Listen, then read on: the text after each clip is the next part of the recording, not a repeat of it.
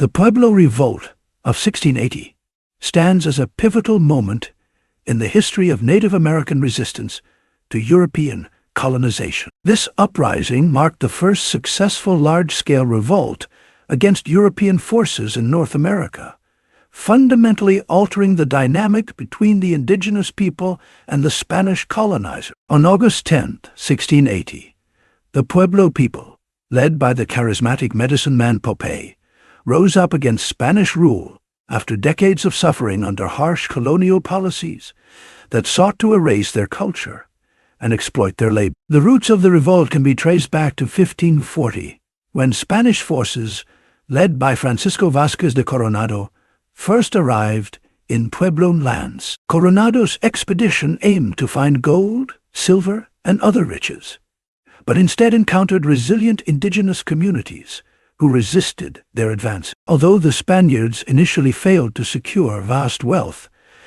they left a legacy of violence and subjugation. The Spanish soldiers, equipped with firearms, steel weapons, and horses, overpowered the Puebloans, who relied on traditional weapons and tactics. Coronado's men attacked Zuni villages, looting resources and inflicting heavy casualties. Despite their superior numbers, the Puebloan communities could not match the Spaniards' technological advantage, leading to a prolonged period of domination. By 1598, Juan de Oñate, another Spanish conquistador, had established a more permanent presence in the region. Oñate's campaign was notorious for its brutality. The most infamous incident occurred at Acoma Pueblo, where a conflict over food tribute led to a massacre of the indigenous population. Oñate's forces killed hundreds of Acoma warriors and civilians, enslaved survivors, and amputated the right feet of 24 men as punishment. This act of terror sent a clear message to other Pueblo communities. Resistance would be met with merciless retaliation. Despite these threats, small-scale rebellions continued throughout the early 1600s, demonstrating the Puebloans' enduring spirit and desire for autonomy. The Spanish colonizers imposed their rule not only through military force, but also through religious conversion. Catholic missionaries accompanied the conquistadors, establishing missions and attempting to eradicate Puebloan spiritual practices. Sacred kivas, central to Pueblo religious and social life, were destroyed or repurposed as churches.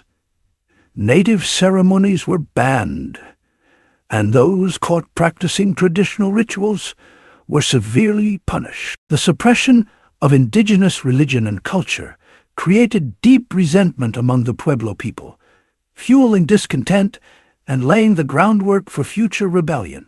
In addition to religious oppression, the Pueblo people faced economic exploitation. The Spanish demanded labor and tribute, often during harsh winter months when resources were scarce. This exploitation, combined with droughts and raids from neighboring Apache and Navajo tribes, left many Pueblo communities on the brink of starvation. The dire conditions further strained relations with the Spanish and increased the Puebloans' determination to resist.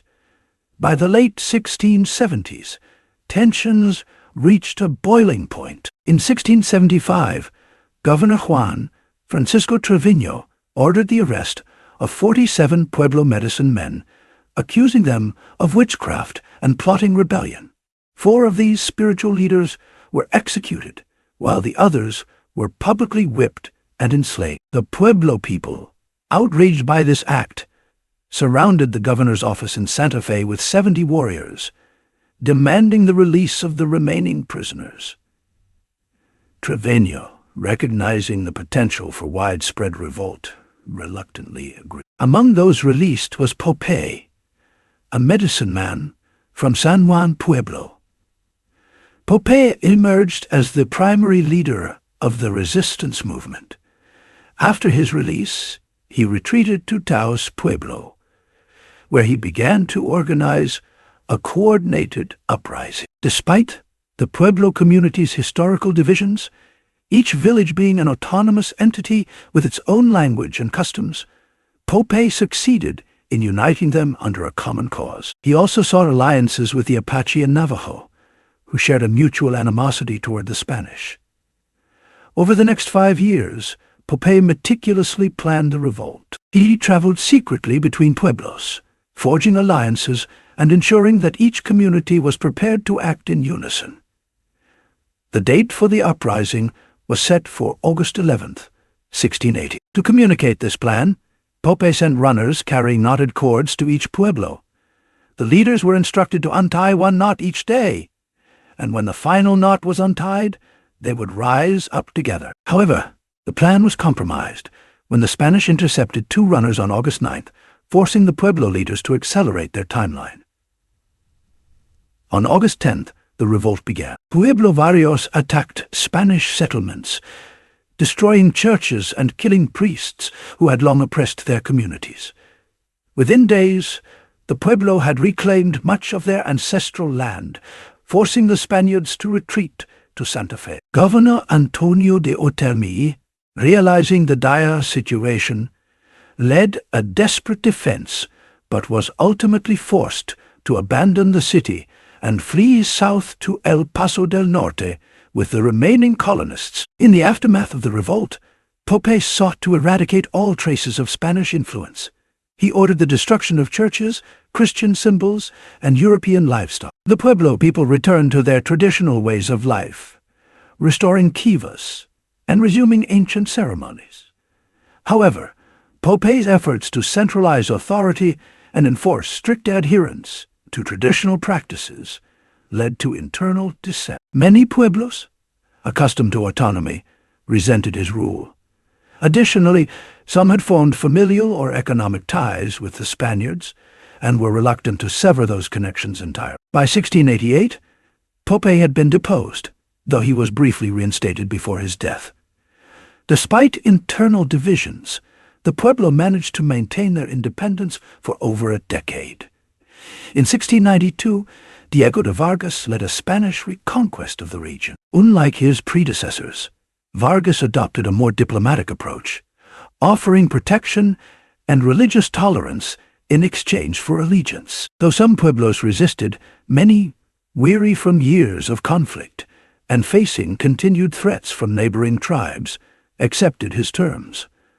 The Pueblo revolt had lasting repercussions. It forced the Spanish to adopt more lenient policies toward indigenous peoples, including the issuance of land grants and the appointment of legal defenders to protect Pueblo rights. Missionaries became more tolerant, allowing a syncretic blend of Catholic and Puebloan religious practices. Moreover, the revolt disrupted Spanish expansion and contributed to the spread of horses among Plains tribes, transforming the cultural landscape of the American West. In the years following the Reconquest, relations between the Pueblo and the Spanish improved.